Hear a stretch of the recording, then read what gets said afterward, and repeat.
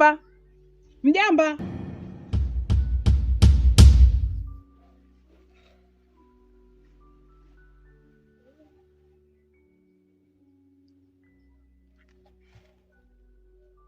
Umerudi? Ndiyo shangazi, nimerudi. Mimi nilienda kukutafuta. Nimerudi, nilikuwa kijijini tu, nazurura huko kuangalia mazingira. Si unajua muda mrefu, lakini kila sehemu ninapokwenda kuko kimya sana.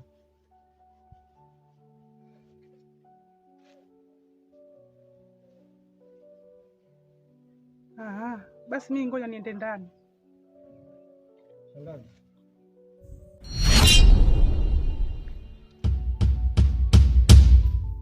Ndugu yangu Ngegeba kimemkuta ni nini? Mbona amekuwa katika hali ile ya kutisha? Na istoshe, alivyofika tu katika huu uwanja, shangazi, ulifunga mlango na kuniacha mimi na Ngegeba nje. Kimemkuta nini ndugu yangu?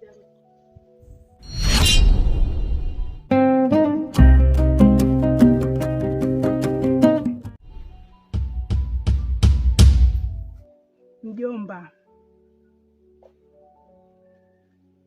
Ngegeba sijui kilicho, hata mimi mwenyewe ile hali inanishangaza mpaka kuwa vile imefika hatua tunamwogopa watu wote hapa kwenye kijiji. Lakini mjomba, aliyafanya yale yote hakuna mwingine mjomba, ni Ndembo. Ndembo? Ndiyo. Ndembo amefanya nini? Mjomba, Ndembo alimpeleka katika mizimu mwanangu ili kumwongeza nguvu. Mwisho wa siku ndio imekuwa vile.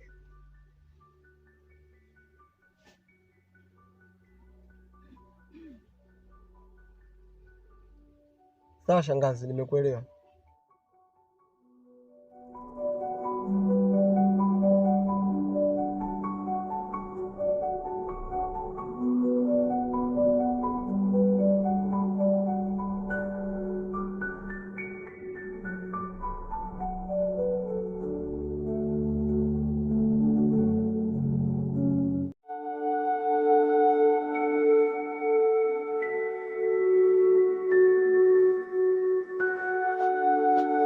Mbona napanga? Unaelekea wapi? Ni aje chagangu. Kitambo sana sitakutia machoni. Ndiyo, mimi nimerudi leo asubuhi.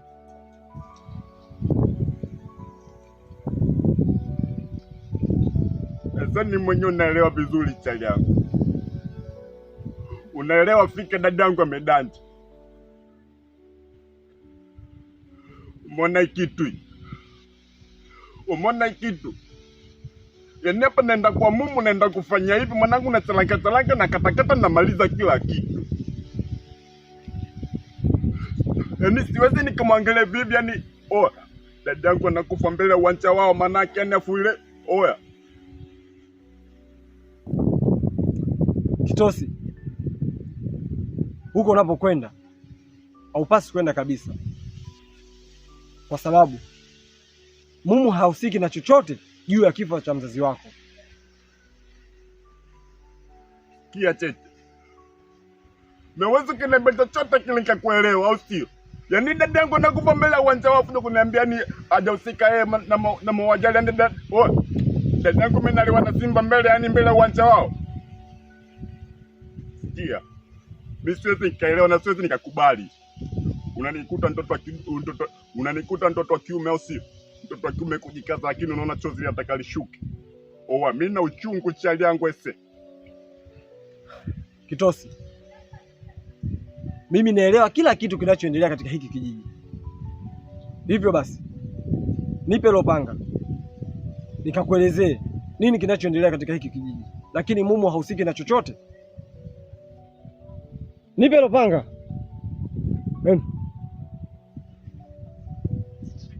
Lete. Tunoke.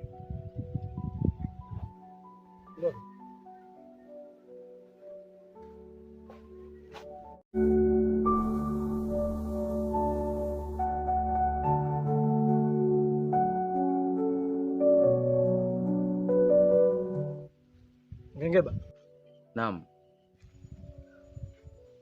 Kwa nini ulikuwa upendi kuja kuishi kwa babu? Tatizo babu alikuwa ni mkali sana. Na ndio maana mimi nilikuwa sipendi sana kukaa kwa babu. Ni kweli. Babu alikuwa mkali sana. Lakini kwako mbali na babu umekosa vitu vingi sana. Kama kipi hicho? Babu kipindi cha uhai wake aliwahi kunichukua na kunipeleka katika mizimu ya Cheche, na alivyonipeleka pale akanikabidhisha kwenye ile mizimu na akaniambia chochote kile ambacho nitakachokihitaji nikienda katika ile mizimu nitakipata.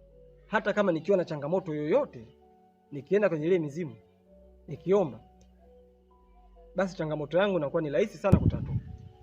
Kweli Cheche? Ni kweli. Sasa nikudanganya? Kweli kabisa. Mimi huaga sikuaminigi wewe. Basi nipeleke hiyo sehemu ili niamini mimi mwenyewe. Ngengeba, shida yako wewe, tangia nije hapa kwa shangazi, uniamini kwako umekuwa kuchache sana yani. Basi twende ukaone, nadhani utafurahi wewe mwenyewe. Bora niende mimi mwenyewe ili nione, hapo ndo nitaamini. Kwa hivyo unavyoniambia tu siwezi nikaamini kamwe. Sawa, twende.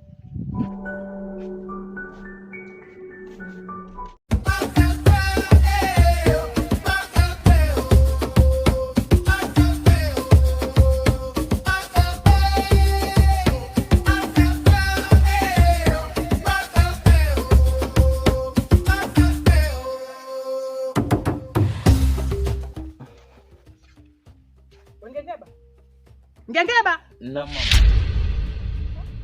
Mbona hivyo? Mama, kwani babu alikuwa mchawi?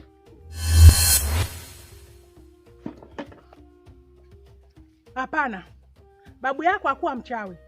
Ila babu yako alikuwa anasaidia watu. Na akaenda kwenye mizimu kuomba, akija kuwaombea watu wanafanikiwa. Sasa mama, kwa nini na mimi nisiwe na nguvu kama za babu? Wewe sio mzee Cheche au sio familia ya Cheche. Kwa nini unaniuliza hivyo? Alafu mama, leo nilivyokuwa na Cheche, kaenda kwenye mizimu ya babu, akaomba vitu vya samani, akapewa. Kwa nini awe Cheche na nisiwe mimi? Aha, na ndo maana kumbe umekuwa hivyo eh? Cheche ile ni mizimu ya babu yake, mizimu ya mzee Cheche, na yule ni Cheche, na ndio maana alivyoenda kukuomba haraka akafanikiwa. Wewe ni koo lingine. Sawa mama, nimekuelewa.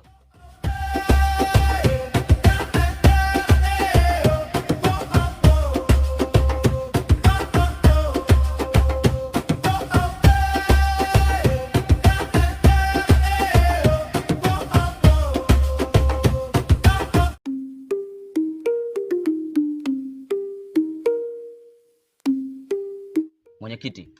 Naam. Mimi na maneno nataka nizungumze. Ongea.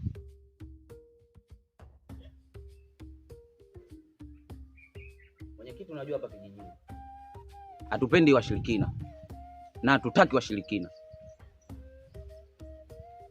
Huyu ni mshirikina, huyu ni mchawi, yaani ni gwiji kabisa huyu.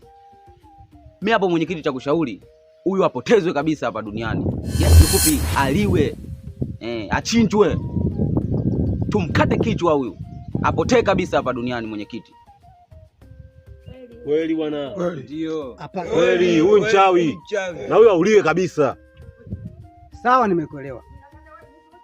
Kwa kuhusu serikali yetu, haruhusiwi mtu kuchinjwa, bali asiuliwe. Sasa basi, nilichokiona mimi hapa kwenye kijiji, aondoke kabisa. Mwenyekiti, jua mchawi hata kama aende China, Marekani, lazima atarudi. Unamfukuza sasa hivi, potea giza tu. Yaani likipotea giza tu anarudi huyo. Yaani mimi nitakushauri hapo auliwe kabisa mwenyekiti. Yaani huyu tusimuone. Huyu atarudi tena mwenyekiti. Mwenyekiti, na mimi nina langu jambo. Sioni sababu kuu ya kumuua mwanangu na kumfukuza kwenye kijiji hichi. Kwani kuna wachawi wangapi mpaka afike hatua mwanangu mimi kufukuzwa? Na wewe, kipi kikubwa kinachosababisha wewe mpaka uambie watu na kufika mwenyekiti eti auliwe kaka yako? Lipi kubwa anachofanyia? Huyu mchawi. Kweli huyu auliwe. Hapana kuuliwa. Huyu auliwe. Hapana. Mimi ninachozungumza, aondoke tu hapa kijijini kwetu. Mwenyekiti, sikupingi. Lakini huyu angeuliwa kabisa huyu mwenyekiti. Ataleta matatizo huyu mwenyekiti.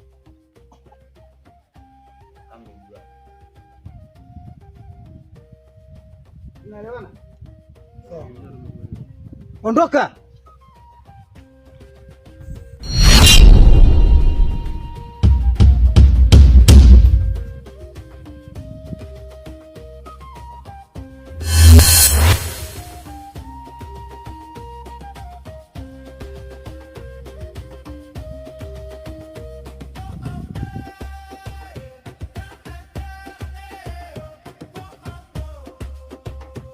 Ondoka!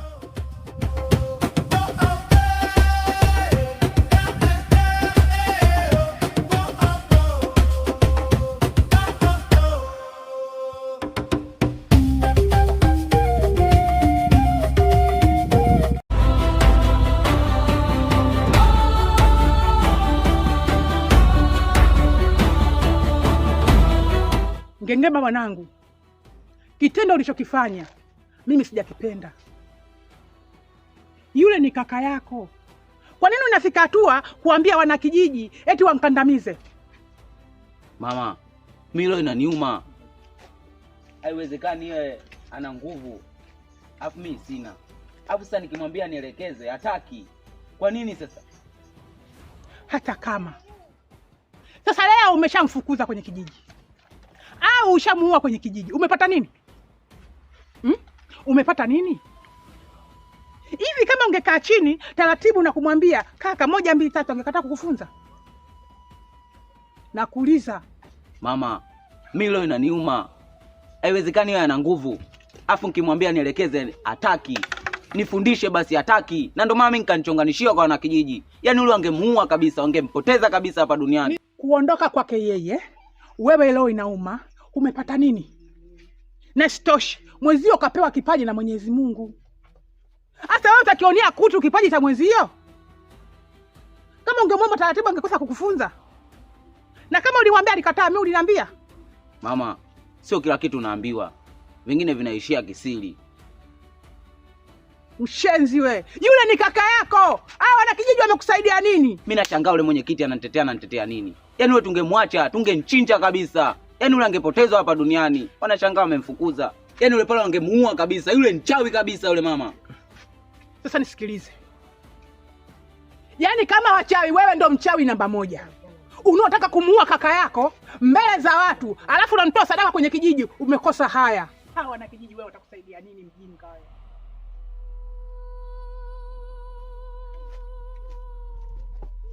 Uache roho yako mbaya hiyo. Bwege wewe.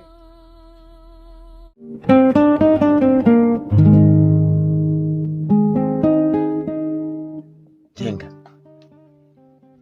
hivi hili jambo ulikaa ukalifikiria au umeliamua tu haraka haraka? Ndio. Nimekaa nimefikiria na ndio maana nikaja kukwambia.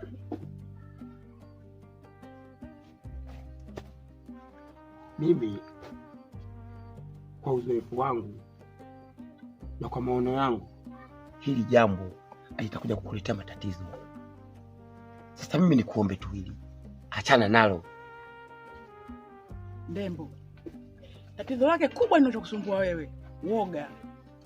Wewe uoga umeuweka sana mbele.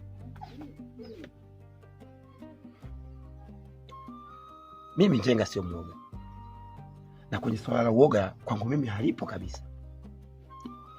Hili jambo unaotaka kulifanya likija kukushinda vile linavyotakiwa kulifanya, basi litakuwa na matatizo makubwa.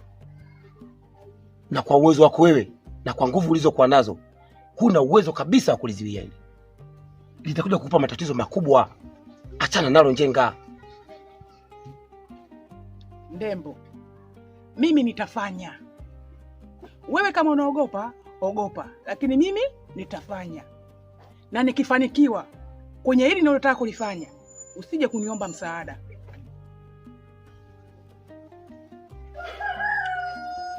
Sawa. Mimi sitokuomba msaada.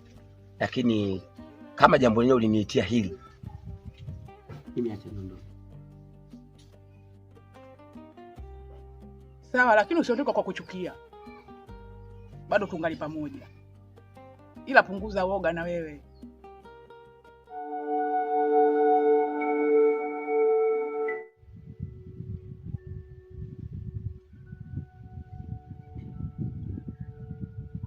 Mimi nimekunyaka chali yangu.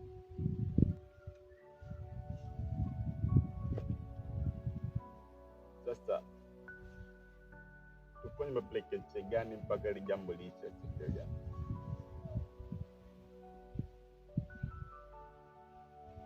Kitosi,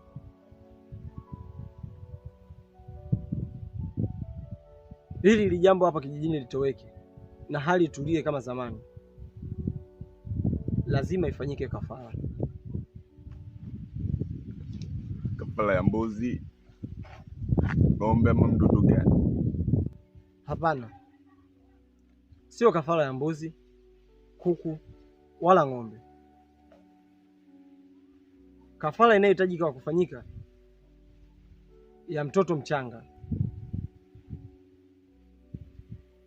Mtoto kutoka kuzaliwa kwake awe na siku 7 au chini ya siku 7, na damu yake ndiyo inahitajika kumwagika katika mzimu wa cheche, ili hali ya kijiji iwe sawa na kurudi kama zamani, la sivyo tutaangamia wote. Unataka kuniambia mani uliwe mtoto? Ndiyo, mtoto lazima uwawe, na sio kuuawa tu, lazima wazazi wake wote wawili waridhie juu ya kafara hiyo. Baba na mama walizie kumtoa kafara mtoto wao ili hali ya kijiji itengemae, la sivyo sote tutaangamia. Cheche, cheche, cheche. Tamaa ya nguvu za kichawi imeleta taharuki kubwa kijijini. Watu hawezi kutembea kwa amani. Watu hawezi kufanya shughuli zao za kila siku kwa kuhofia uhai wao. Kijiji kimejaa hofu na hekaheka. Kila kona kuna simanzi. Kila nyumba imefunikwa na huzuni. Kimya kizito kimetanda kana kwamba matumaini yote yametoweka. Cheche inawaka.